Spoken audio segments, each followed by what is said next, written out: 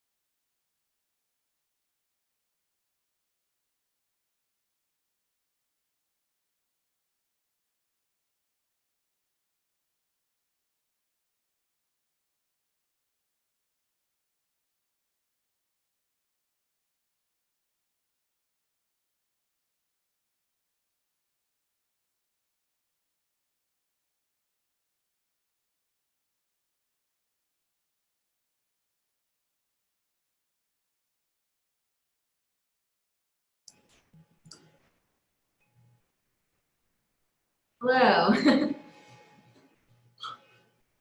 Hi, everybody. This is Chris Collins, Executive Director at SolarOne. I'm here today with Angelica Rondari and Derek Nelson, who run our Resilient Solar program. We'll be talking about the empowering vulnerable communities with resilient solar and storage. But before we do that, I thought I'd give you a little bit of background about SolarOne itself. SolarOne started as a nonprofit in 2004, operating out of the Stuyvesant Cove Park in a very small building that we operate there. That was and is New York City's first standalone solar power building. We started principally doing education in the New York City public schools. And then in about 2009 and 10, we started to do some workforce development training, and we opened a lab in Long Island City where we trained chronically unemployed adults in green building operations and maintenance, construction, electrical and plumbing, as well as solar PV installation training. Since 2010, we've trained about 3,300 students. And in our education program, we've been in about 800 New York City public schools. In 2015, we started our solar program that grew initially out of what happened during Superstorm Sandy. As you can see, our building is located east of the FDR Drive, right behind Stuyvesant Town and Peter Cooper Village. You can see Con Ed's power plant in the background, just to the left of the screen.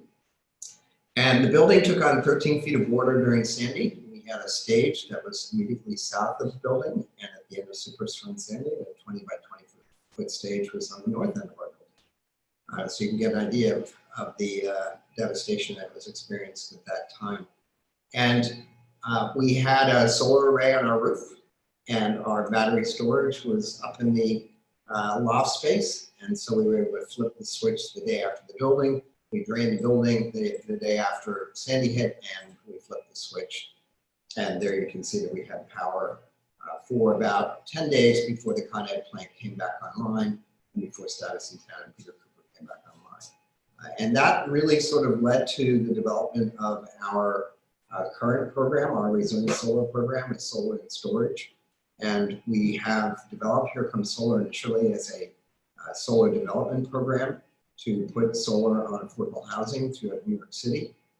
But over time, that's evolved into including storage as well. And Angelica and Derek have been working on that program. So with that, I think I'll turn it over to them to guide you through the discussion this afternoon.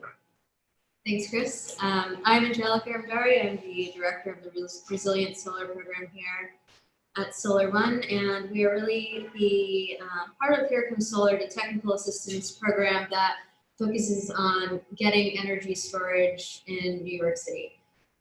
Right now, most of our projects are the evolution of a partnership with the Governor's Office of Storm Recovery, where we received funds from the U.S. Department of Housing and Urban Development, also known as HUD. We received community development block grant disaster recovery funds to do solar plus storage to help in storm recovery. So Derek and I will be talking you through the first 4 project sites that we're working on, where we'll be deploying solar plus storage with Solar Liberty. They were the installer that was selected to do these sites, and we'll talk you through the different dynamics that came into play when we were doing pre-development for these sites, and how the FDNY responded, all of their initial comments, the solicitation process, and where we are now with these, and how we're going to move these forward to actually get some batteries on the ground in New York City.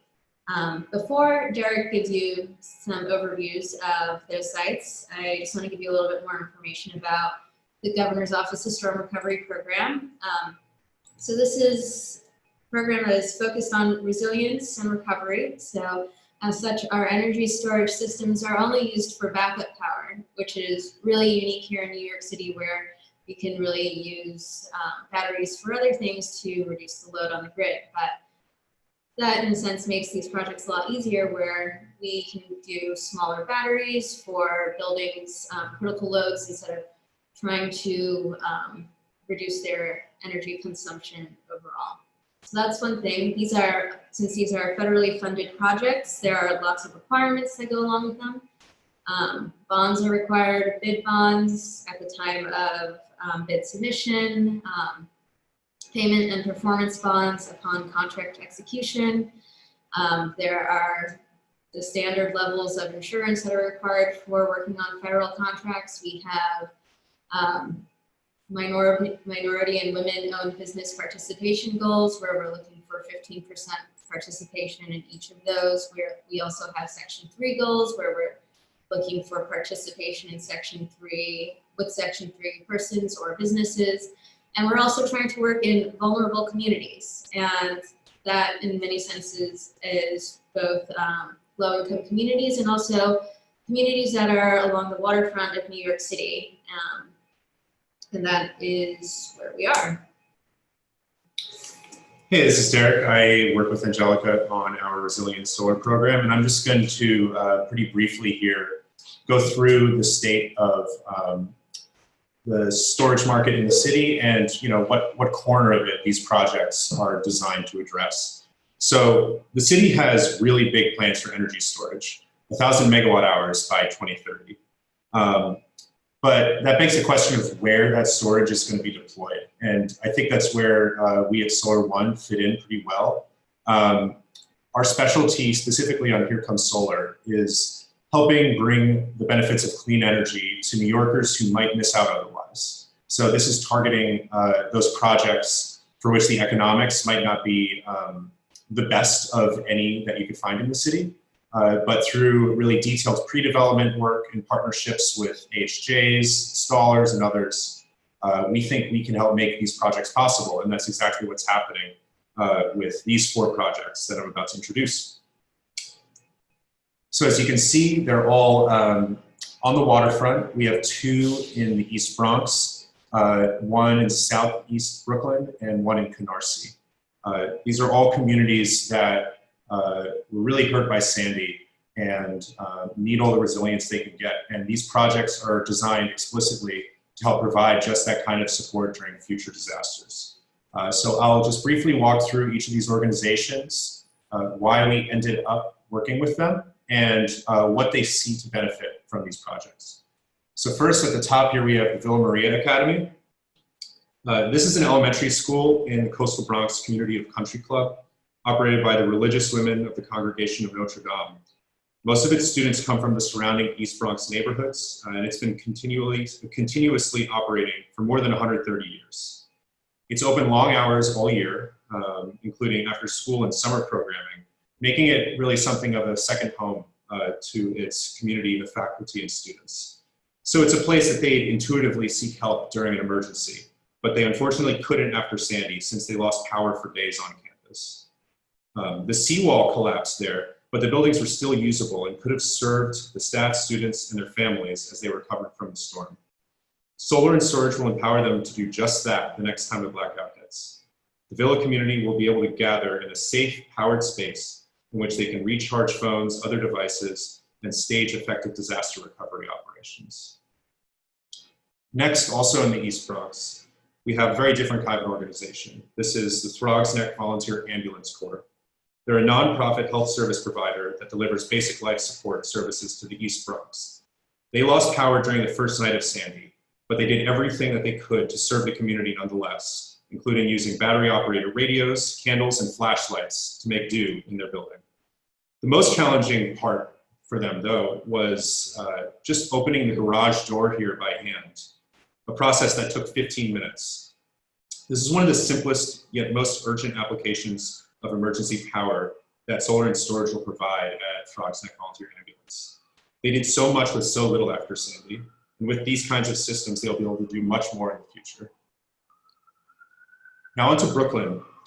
First, we have Birch Family Services. This is a unique site for the four in this first solicitation.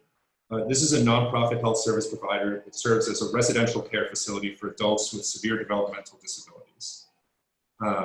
Fortunately, they didn't actually experience any outage or flooding after Sandy, but they rely on power to refrigerate medications, power CPAP and other medical equipment, and keep operations running as normal to keep their residents safe and comfortable.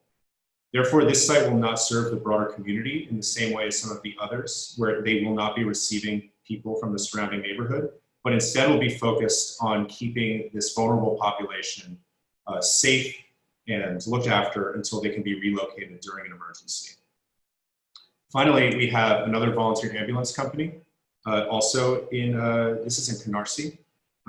This is Flatlands Volunteer Ambulance Company, a nonprofit health service provider that delivers emergency support services to its South Brooklyn community. You can see them labeled there just on the edge of the most severe flood zones in the pink dot. They lost power there for 5 days after Sandy, a long time. During that time, they were able to run a few small loads off of a diesel generator, but couldn't maintain their typical operations. Solar and storage will help them do just that, running at full capacity, helping them to answer calls, run ambulance communications, refrigerate vital medications, and provide a community space for their neighbors to recharge their phones and stage recovery during a disaster.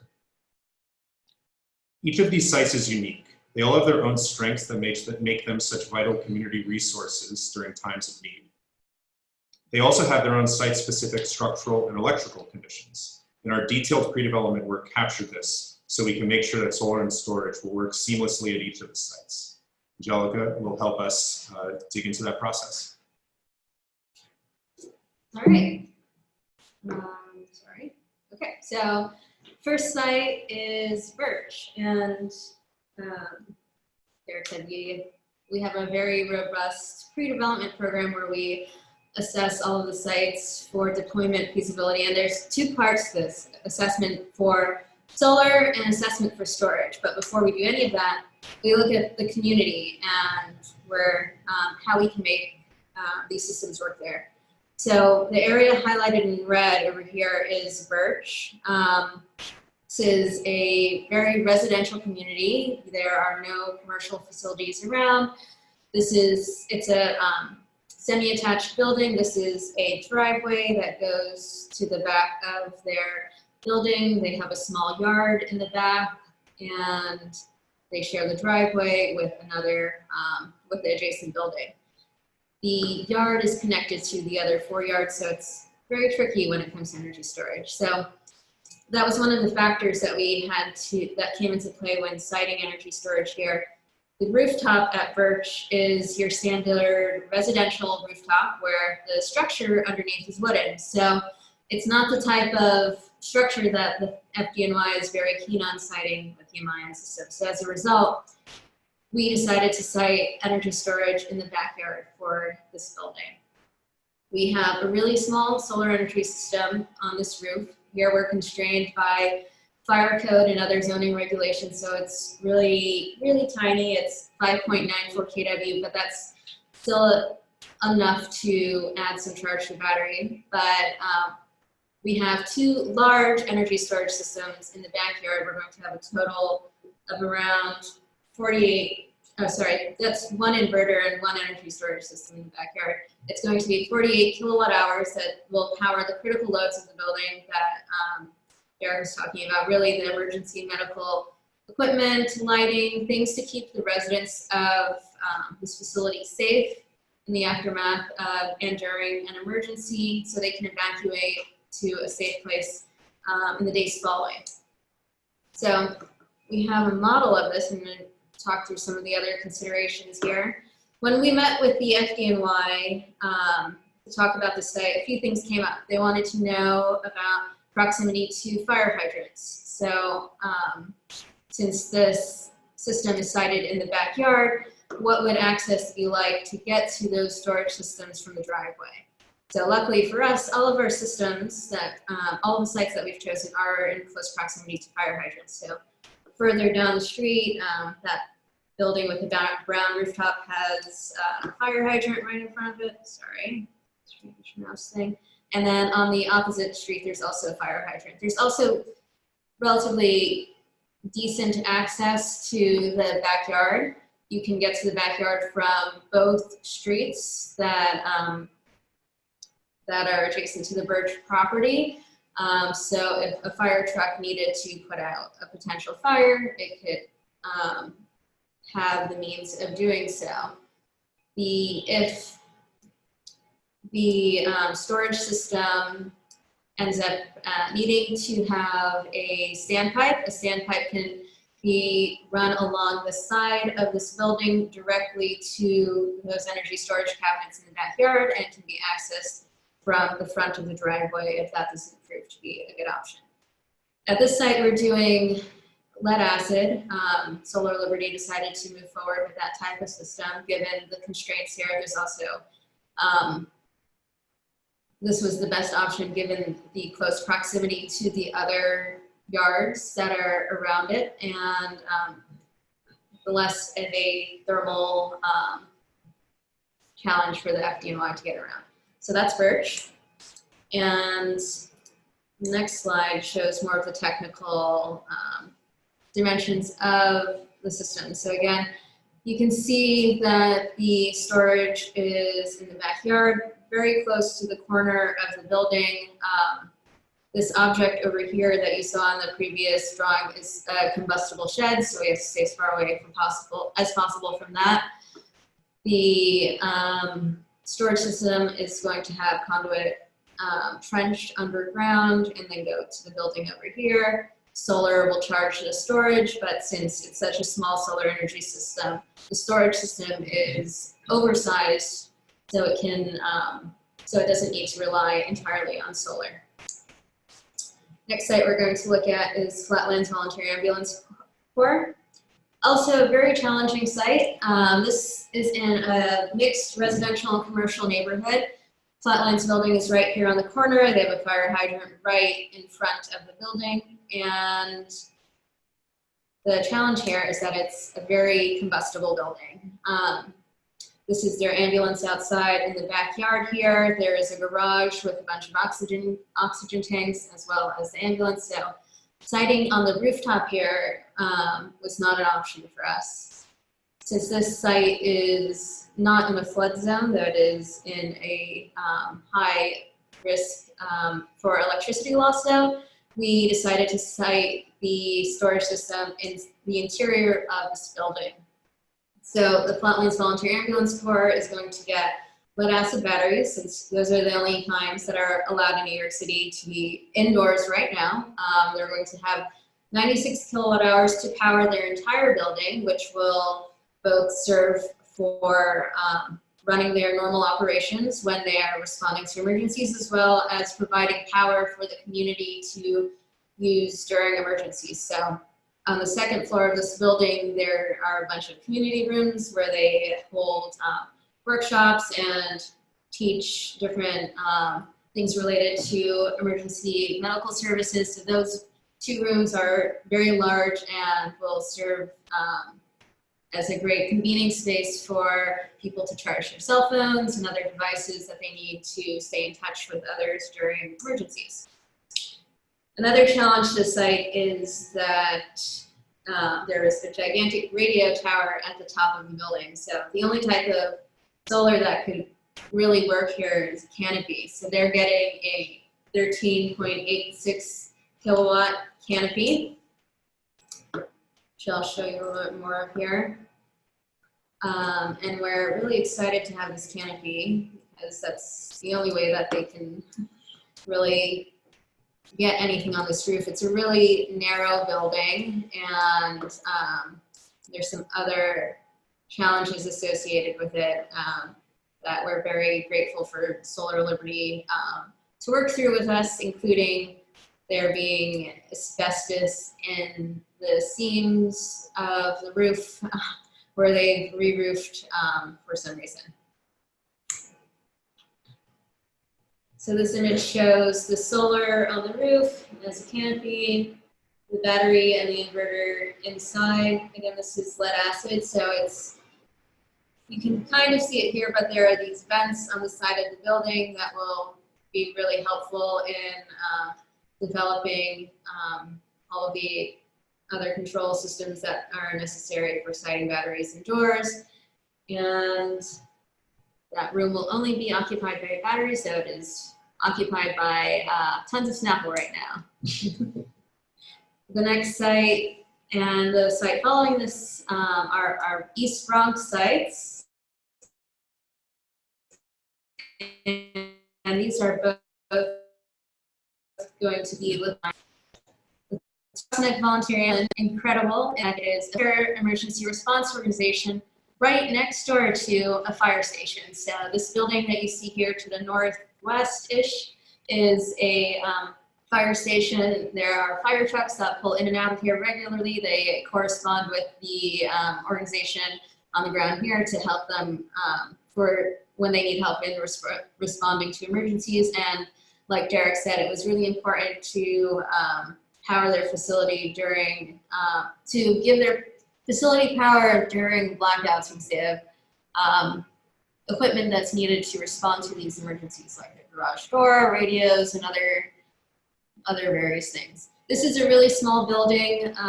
They are going to have their roof covered with a ballasted system with PV.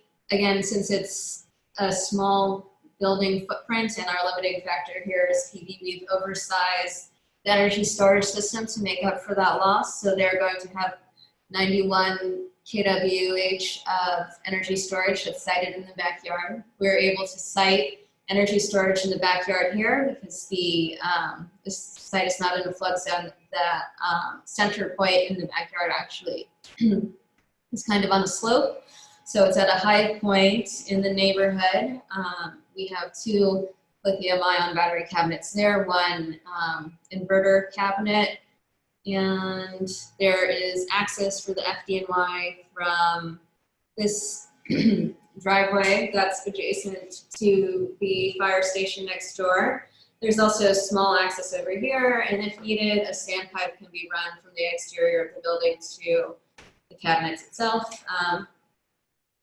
Again, that's dependent on 9548 testing and final review from the FDNY, but all of the feedback we've received so far is that this design will work, and we have many ways of making that work with given the site dynamics.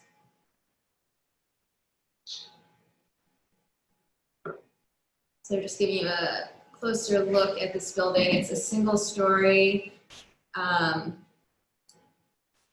We're going to take up most of the functionality of the backyard by siting the storage right in the center, but that was worth it for this volunteer emergency response organization so they can power their equipment and also have space for the community to combine, charge their devices as well. So this is a really interesting one. This is the fire station over here. see it. Again, mixed use neighborhood. Zoning is another factor that came into play here, but since this is sited in the backyard and not visible from any of the streets, it's totally fine. Again, more of the regular detail of the systems. And now the last site is the Villa Maria Academy. This is a huge campus in the East Bronx community of Country Club. It is the only non-residential structure over here. The Villa Maria Academy was originally one building. It expanded to have 2 additional buildings plus an addition onto an existing building. We're focused on 2 buildings, the one at the top and the one at the left. They are Hall Marguerite and the Visitation Center. Hall Marguerite is, you can't see it through here, this shows access, but you can see it here. Hall Marguerite is the largest of the buildings. It has a flat roof, non-combustible roof structure, so we chose that as the destination for siting both the solar and the storage.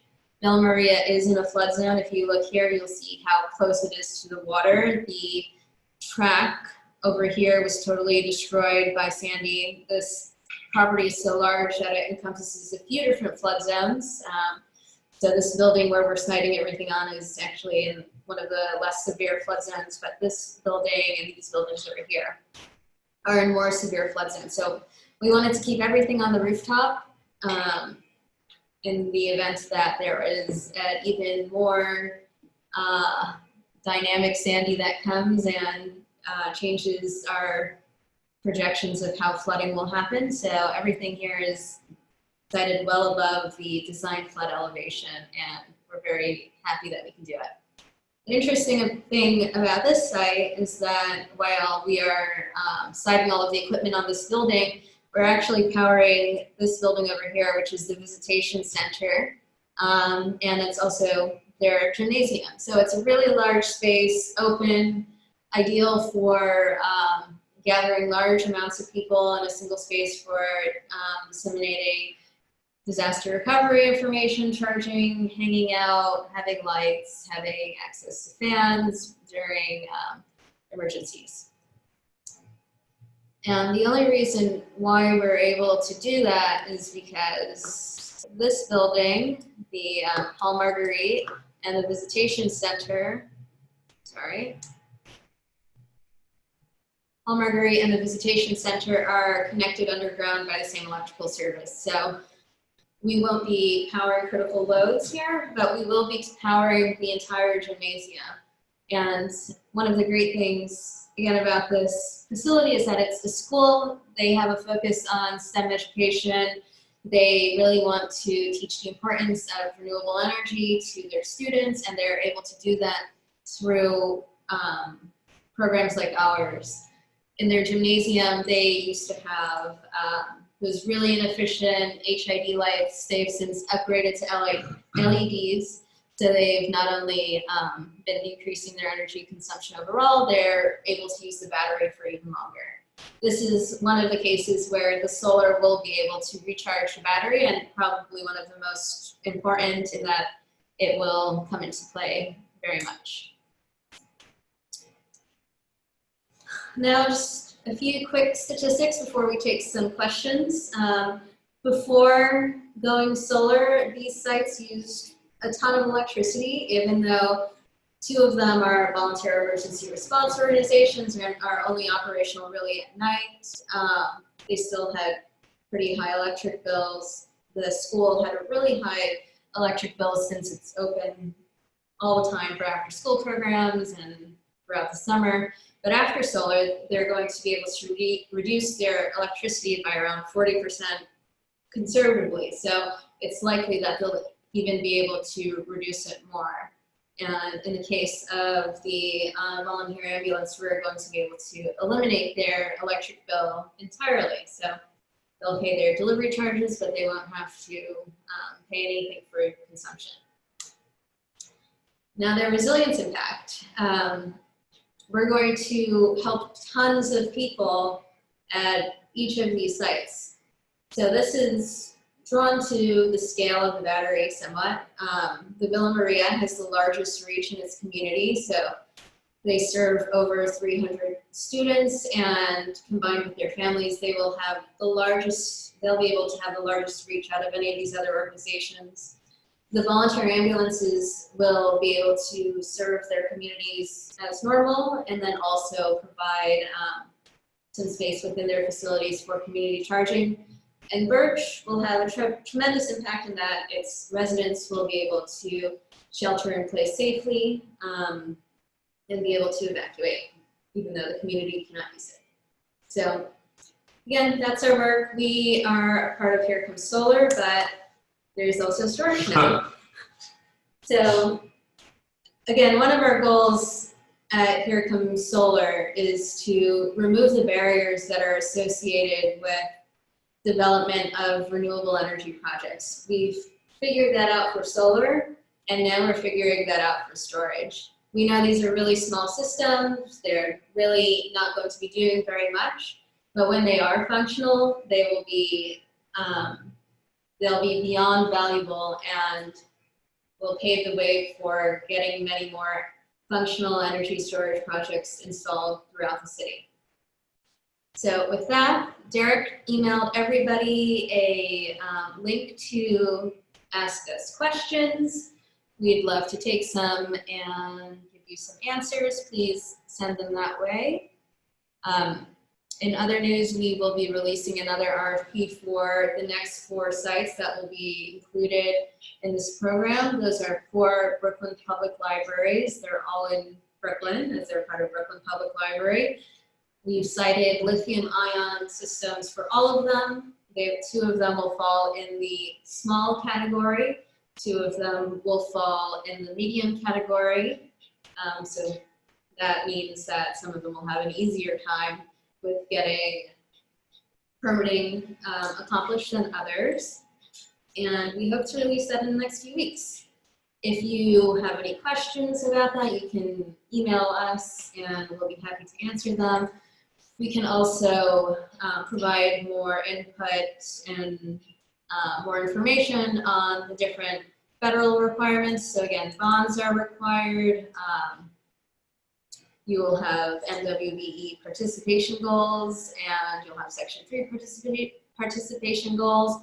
But our RFPs are designed in a way that will make the solicitation easy for you to respond to. So everything is templated. You don't have to really think beyond the actual design of the system. And a part of our work is really the pre-development and coming up with the numbers that you have to hit. So for each site, we figure out the critical load, whether it's for the entire building or for certain loads, and we give you that information, and that is what you are bidding on. You're bidding on creating systems that will meet that critical load for that building. So we hope we've made it easy. If there are other things that we can do to make it easy, please let us know. We'll try to incorporate that, but again, it should be coming out soon. But if not for the solicitation, we will definitely incorporate that in future ones. All right, so we have a few questions. First one is, which suppliers of inverters and lithium batteries for outdoor placement are you specifying for 3-phase power? So for these sites, we used Sunverge and LG Chem as our concept design. We've moved away from Sunverge and LG Chem as our lithium-ion concept design to Simplify. So the Simplify systems that we've come up with for our concept designs, which you'll see once the RFP is public, are adaptable to 3-phase power and can support the critical loads and peak power that we require for all of these sites. Next question is, would SolarOne consider providing peak shaving along with these batteries as designed? If not, would it consider proposals that add storage capacity to perform peak shaving without giving up resiliency capabilities? We'd love to consider that. Unfortunately, it's a HUD restriction, a federal restriction to have these batteries at limited capacity. So we can't do anything about their functionality in the initial term that they're required to function as designed. So all of these sites were selected as a part of a grassroots effort throughout New York State through the New York Rising communities, and these communities said that having backup power is important to them. So as a function of storm recovery, peak shaving cannot be included in this. We'd love to do it, and we're definitely including that in other programs that we're pursuing outside of ones that are federally funded.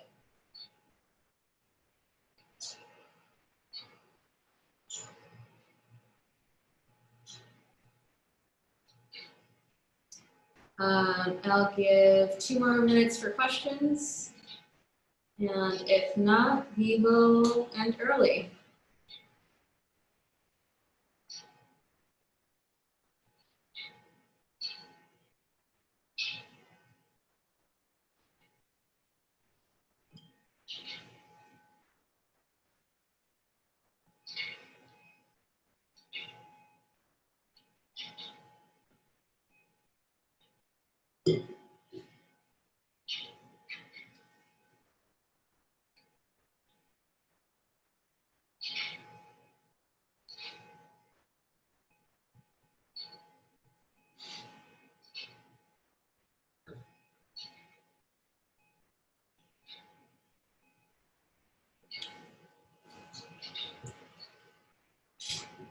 Another question we received is, who is managing the long-term maintenance?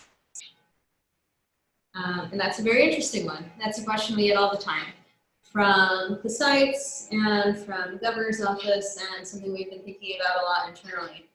So the way these systems are designed is to need the least amount of maintenance as possible, since they are going to be discharged very infrequently. We don't foresee them needing a tremendous amount of maintenance. They're going to maintain a trickle charge so they can be ready to go at any given moment, but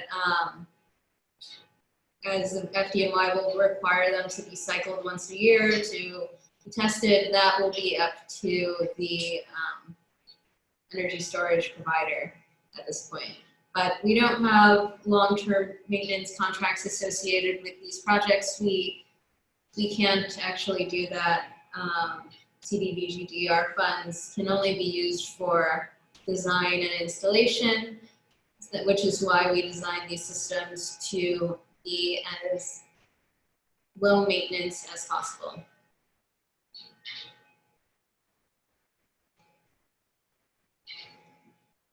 Another question came in asking if all of these sites are being funded by federal grants.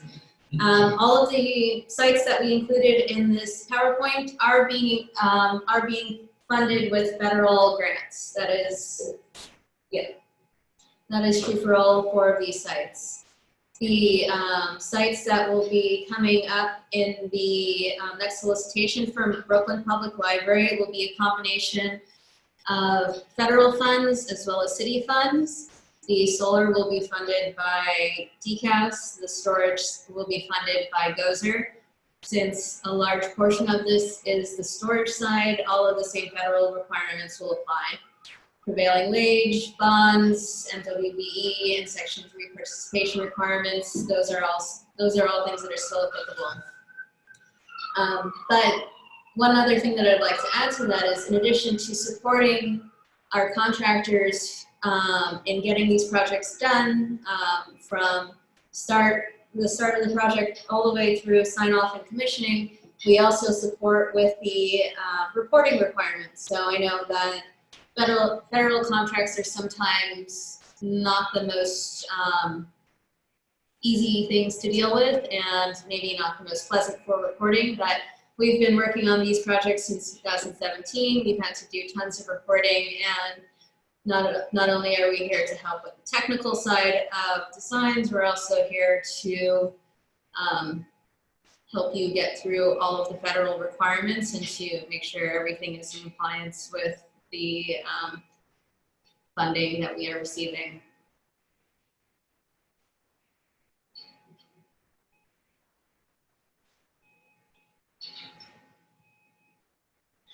Another question is, did we discuss with the FDNY the necessary procedures needed to stabilize an active fire at any one of these sites? And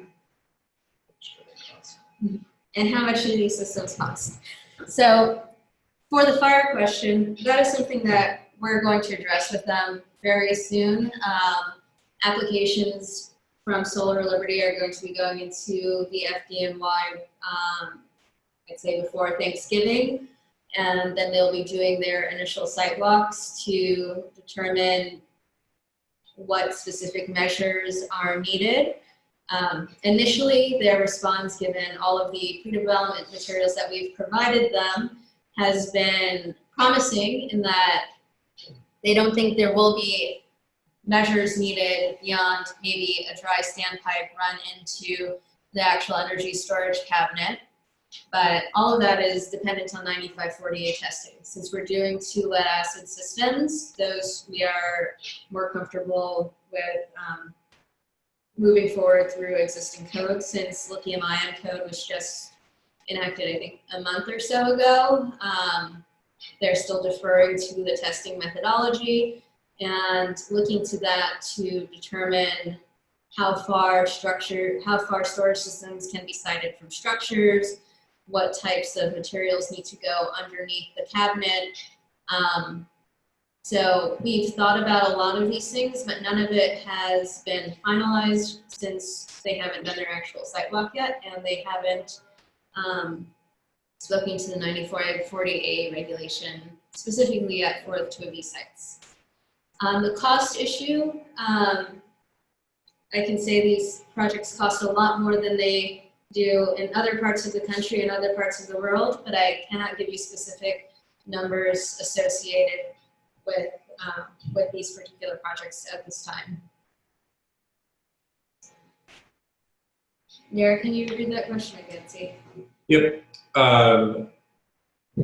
Could you tell us when the RFP would be released for these 4 buildings and the expected date for the next RFP? So yeah, these 4 buildings have already gone out to RFP a while back, and Solar Liberty was the winning bidder for these 4. And for the next 4 buildings, those that Angelica mentioned will be a mix of DCAS and GOSER funds. Those are in process right now, and that RFP will be out soon. I think that's the best we can say right now. Another question here. Are there timeframes required for installation with the use of these state or city funds? Yes. So there are timelines associated with this, but there are timelines that work in our favor. So with the projects that are funded by GOSER, we ideally want to have them completed by mid-2021, which is at least a year and a half from now. We've done significant amounts of pre-development work and met with the agencies that have been the biggest hurdle to implementing these projects. So we think that timeline is achievable, and we're on the ground here to run permitting documents to the fire department or do whatever is needed to help meet those timelines, because we know that this is a challenge, this is new, and even though it seems like a year and a half is a lot of time, it's going to go by very quickly. Next question is if these systems are hurricane proof, and yes, they are. So these systems will need to be designed to withstand hurricane force winds, both on the uplift side and structurally underneath them. So part of our pre-development work is doing a structural assessment of the building and integrating these systems to make sure they can withstand the weight That's one of the reasons why we are not moving forward with energy storage on the roof of the Flatlands Volunteer Ambulance, but we are moving forward with energy storage on the roof of the Villa Maria Academy. New York City Building Code, while very strict, does necessitate very strict engineering for snow loads, wind loads, and all of the other things that would come into play with any significant natural disaster. And all of the energy storage systems are either going to be mounted directly into the rooftop or into a concrete pad in the backyard or stabilized within a building, so they could withstand hurricanes or other natural disasters. That's